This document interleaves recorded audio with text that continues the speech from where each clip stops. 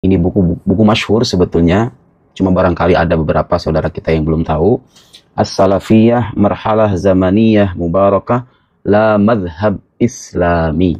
Kalau saya artikan terjemahan harfiahnya, mazhab salafi, periode yang diberkahi, bukan mazhab Islam. Anda sudah bisa menebak apa isi buku ini. Buku ini berisikan kritik atas saudara-saudara kita dari kalangan mazhab salafi yang senantiasa mengaku sebagai pengikut salaf, memerangi bid'ah, kembali kepada Al-Quran dan Sunnah, sambil menuduh kelompok lainnya sebagai kelompok yang sesat, yang menyimpang, melakukan bid'ah, dan seterusnya. Mereka merasa sebagai pengaku, sebagai pengikut salaf. Ternyata, kata beliau, justru yang ahli bid'ah itu mereka. Bukan saya yang bilang ya. Saya akan kutipkan. Siapa penulis buku ini? Syekh Muhammad Sa'id Ramadan Al-Buti. Ulama yang sangat dihormati di dunia Islam. Karangannya banyak sekali. Kubrul Yaqiniyat Al-Kauniyah, Syarah Hikam 4 jilid. Di antaranya buku Salafiyah juga. Ahli akidah, ahli fikih, ahli usul fikih. Pakar pemikiran kontemporer, sangat dihormati. Dan saya termasuk pengagum beliau, dan saya sangat merekomendasikan buku-buku beliau. Hampir semua bukunya itu bagus. Bahasa Arabnya indah, pemikirannya mendalam. Saya bisa meyakinkan Anda, kalau Anda sering baca buku beliau, Anda akan terhindar dari pikiran-pikiran yang menyimpang itu. Mau pikiran Salafi, Wahabi, pikiran orientalis, begitu, orang-orang liberal, sekuler, dan lain-lain. Beliau ulama yang lurus ya. Jadi poin inti yang ingin ditegaskan oleh beliau adalah, generasi salaf sesungguhnya itu nggak pernah bikin mazhab namanya salafiyah. Berarti mereka ngada-ngada dong dengan mazhab salafi itu. Jadi salaf itu, kata beliau, bukan sebuah mazhab. Seolah-olah ini menjadi kelompok umat muslim, lalu yang lainnya tidak mengikuti salaf begitu. Justru mengada-ngada dengan mazhab salafi, atau yang dinamai salafi atau wahabi itu yang bid'ah. Merasa kelompoknya sebagai pengikut salaf, yang lain tidak. Itu yang bid'ah sebetulnya. Karena nggak ada generasi salaf itu yang menjadikan kesalafan itu sebagai mazhab. Tapi salaf itu, kata beliau, itu satu periode kehidupan dari generasi Islam awal yang sangat cocok untuk dijadikan keteladanan. Nah sekarang ulama-ulama muslim, Ahlus Sunnah wal Jamaah, Asy'ari, Maturidi, itu mengikuti generasi salaf juga. Ya. Orang-orang yang mengikuti mereka, mengikuti tiga generasi terbaik dari umat ini, dinamakan Salafiyun.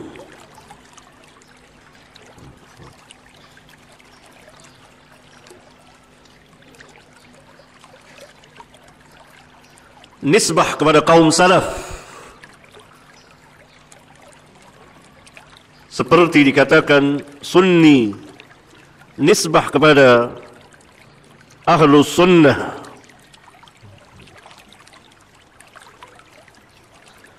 Ini adalah nama syar'iyah.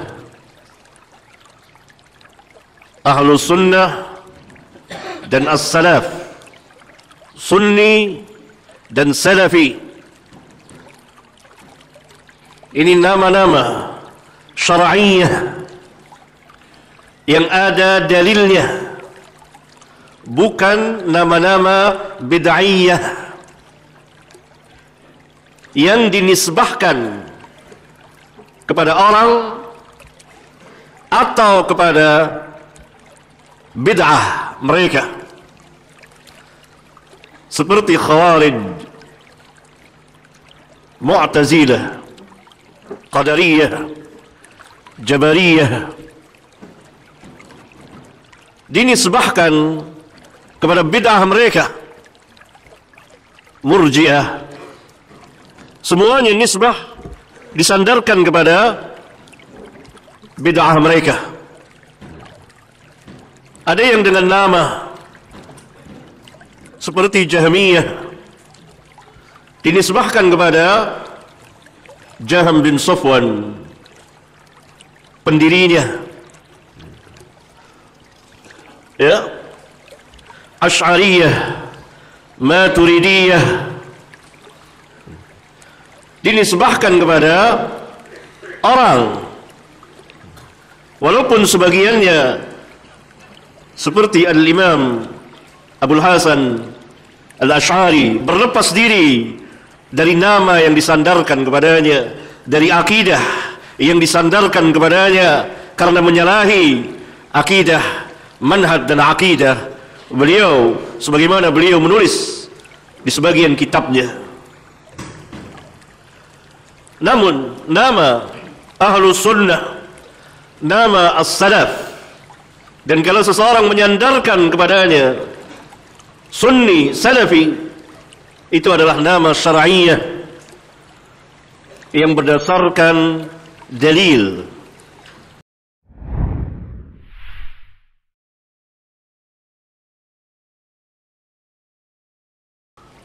Syarhu Aqidatis Salaf, syarah, penjelasan, bayan, keterangan dari akidahnya kaum salaf.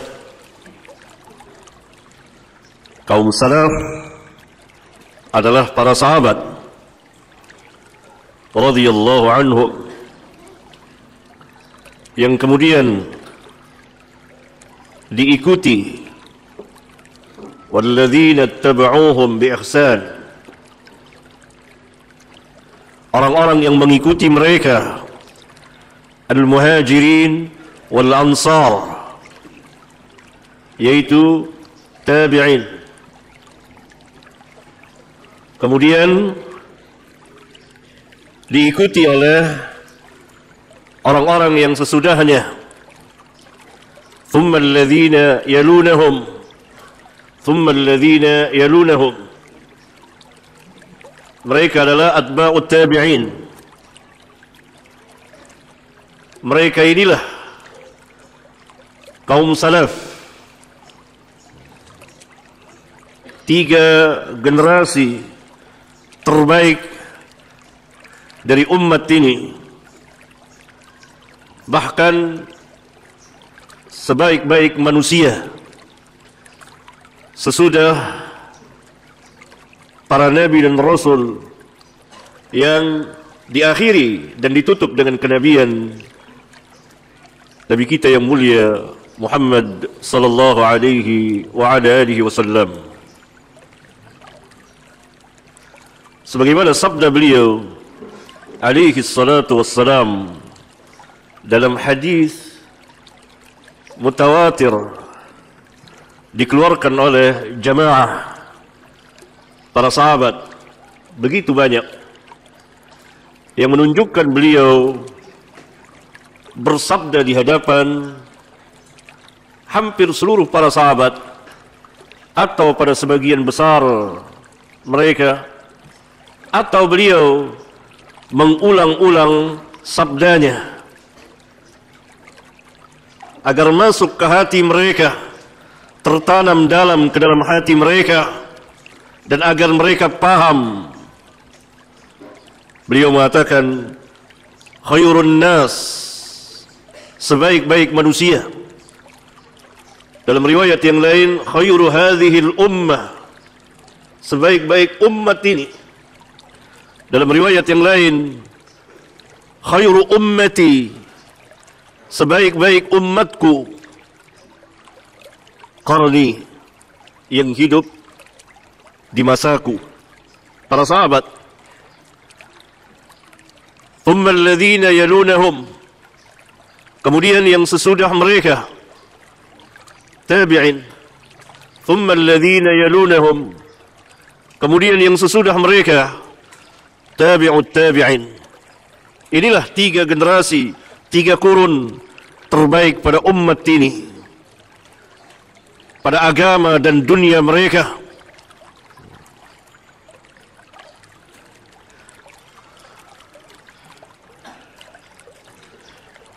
Oleh karena itu, kita diperintah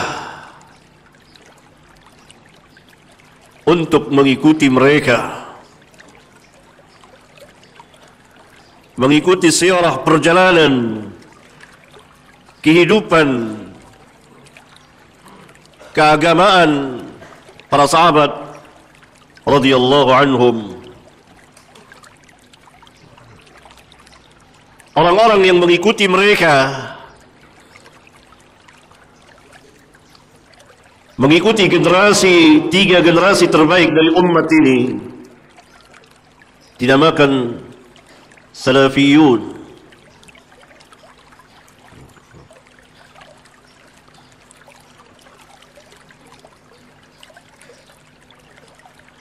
Nisbah kepada kaum salaf seperti dikatakan Sunni, nisbah kepada Ahlus Sunnah.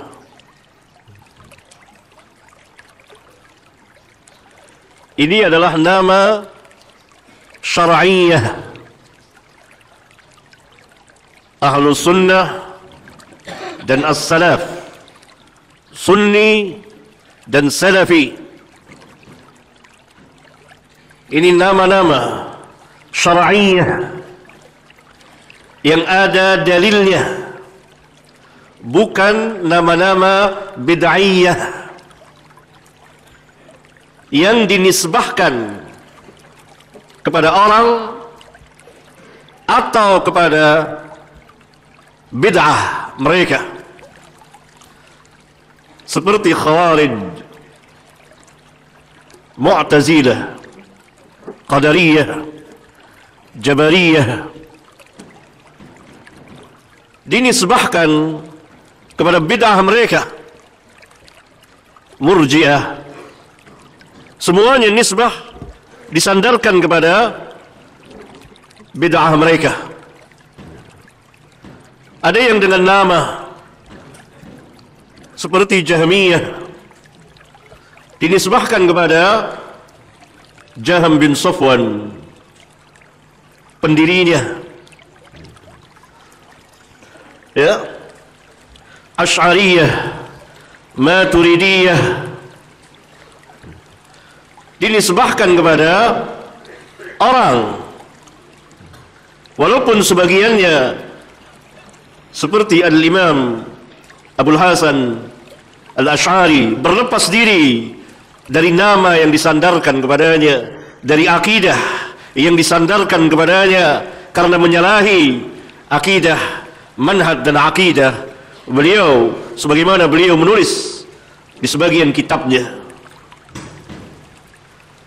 Namun nama Ahlus Sunnah, nama As-Salaf, dan kalau seseorang menyandarkan kepadanya Sunni, Salafi, itu adalah nama syar'iyah yang berdasarkan dalil. Nanti pada tempatnya insyaallah ta'ala kita akan membahasnya. Saudara yang saya muliakan, wajib bagi kita mempelajari agama kita, khususnya dalam bab manhaj dan akidah.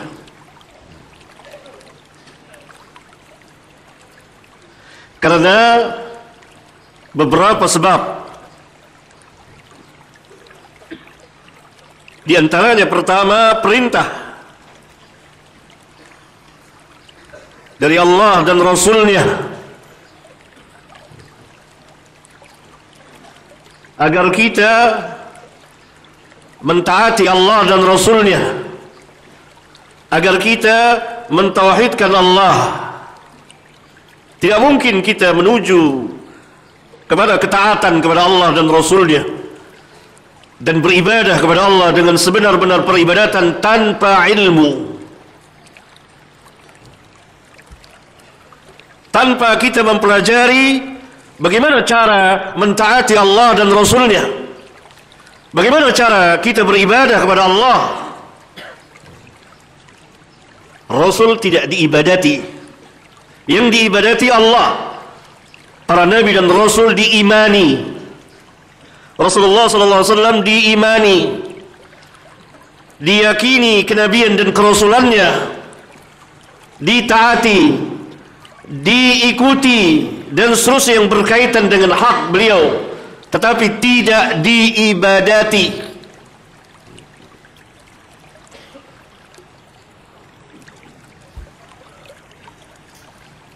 Itu yang pertama. Yang kedua, khususnya pada masa kita pada hari ini, sebagian, kalau tidak mau dikatakan sebagian besar umat Islam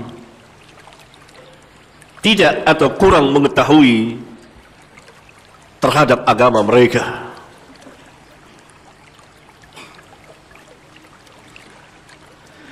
Mereka terbenam di dalam kehidupan duniawi yang fana dan terlaknat ini, kecuali zikrullah dan yang semisalnya dalam rangka mentaati Allah. Dan dikecualikan lagi dari laknat adalah orang alim, pengajar dan pelajar. Mereka ini keluar dari dunia yang jauh dari rahmat Allah. Kaum muslimin terbenam di dalam duniawiyah, mengikuti orang-orang barat, mengikuti orang-orang Amerika, persis seperti yang Nabi sallallahu alaihi wasallam sabdakan dalam hadis sahih riwayat al-Imam Al-Bukhari di antaranya, kemudian juga al-Imam Muslim. Sungguh kamu akan mengikuti umat-umat yang terdahulu, sejengkal demi sejengkal, sahasta demi sahasta. Para sahabat ridwanullah alaihim jami'an mengatakan, Faris dan Rom, bukankah mereka orang-orang Persia dan orang-orang Romawi? Saat itu orang-orang Persia, negeri mereka, dan orang-orang Romawi demikian megahnya. Beliau sallallahu alaihi wasallam menjawab, wa minan nasi illa ulaika. Bukankah tidak ada manusia kecuali mereka? Ini duniawiyah. Seolah-olah saat itu, pada waktu itu, tidak ada negeri kecuali dua negeri besar, Persia dan Romawi. Nabi yang mulia alaihi salatu wassalam memperingati umat Islam, jangan sampai mereka terbenam dalam kehidupan dunia, melupakan akhirat, mengikuti negeri-negeri kufar. Kalau sekarang bukan Persia dan Romawi lagi, tapi orang-orang Gorbiyah, orang-orang Barat, orang-orang Amerika, bahkan kaum muslimin lebih Barat dan lebih Amerika dari orang Barat sendiri. Tata cara kehidupan mereka. Dalam hadis yang lain yang juga dikeluarkan oleh kedua imam besar Syaikhan Bukhari dan Muslim, la tattabi'unna sunana man kana qablakum shibran bi shibrin wa dhira'an bi dhira'in hatta law dakhalu juhra dhabbin la salaqtumuhu. Al-Yahud wal Nasara qala faman. Sungguh pasti kamu akan mengikuti sunnahnya, cara kehidupan orang-orang yang sebelum kamu, sejengkal demi sejengkal, sahasta demi sahasta, sehingga kalau sekiranya mereka masuk ke lubang dhab, binatang yang ada di padang pasir, ia bukan biawak, karena biawak adalah haram, binatang buas. Ke lubang-lubang dhab, pasti kamu akan mengikutinya. Para sahabat paham. Al-Yahud wal Nasara, orang Yahudi dan Nasarakah? Qala, Nabi SAW menjawab, faman, siapa lagi kalau bukan mereka? Ini dalam bab din, agama. Dalam kehidupan keagamaan kaum muslimin mengikuti sunnahnya. Nabi SAW bersabda dengan bentuk jamak, la tattabi'unna sunana. Sunana boleh juga dibaca sanana, bentuk jamak dari sunnatun. Sunnah secara bahasa artinya as-sirah atau at-tariqah, jalan, perjalanan. Yang dimaksud di sini adalah perjalanan kehidupan keagamaan al-Yahud wan Nasara. Kalau hadis yang sebelumnya dalam bab dunia, maka rusaklah agama dan dunia kaum muslimin. karena mengikuti orang-orang yang sebelum mereka yang berada di luar Islam. Karena itu saat ini kewajibannya lebih besar bagi kaum muslimin untuk mempelajari agama mereka, khususnya manhaj dan akidah, tauhid, agar perjalanan mereka, dunia dan akhiratnya, dunia dan agama mereka lurus, berada di siratal mustaqim, siratal ladzina an'amta alaihim. Itu perjalanan para nabi dan rasul bersama orang-orang yang mengikuti mereka, perjalanan para sahabat ridwanullah alaihim jami'an, bukan ghairil maghdubi alaihim waladdallin, bukan perjalanan al-maghdub dan ad-dallin. Assalamualaikum warahmatullahi wabarakatuh. Sampai jumpa kembali di World Islam Channel.